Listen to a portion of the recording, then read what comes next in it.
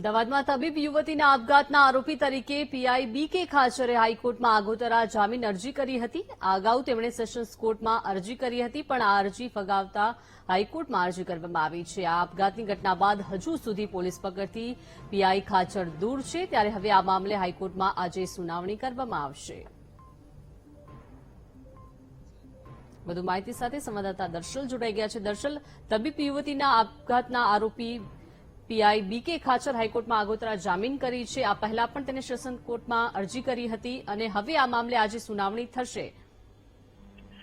જી, જે પ્રકારના આખી સમગ્ર ઘટનાક્રમ રહ્યો છે ક્રાઇમ બ્રાન્ચમાં, જે તબીબી યુવતીના જે આપઘાત મામલે જે તપાસમાં આજે આર્થિક નિવારણ શાખાના પીઆઈ બીકે ખાચરનું જે નામ ખુલ્યું હતું, તે નામ ખુલતાની સાથે ત્યારથી જ આ જે પીઆઈ જે છે તે ફરાર છે, પોલીસ પકડથી દૂર છે.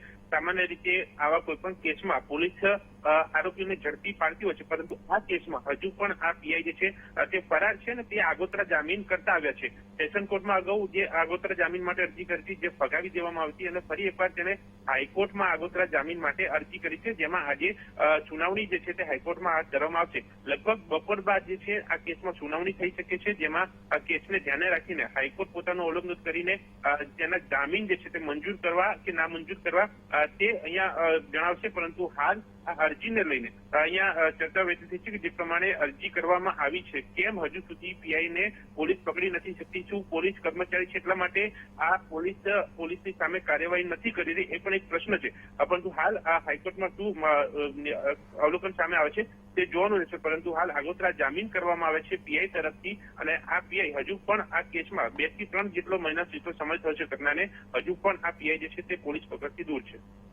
જી, આભાર દર્શલ વિગત આપવા બદલ.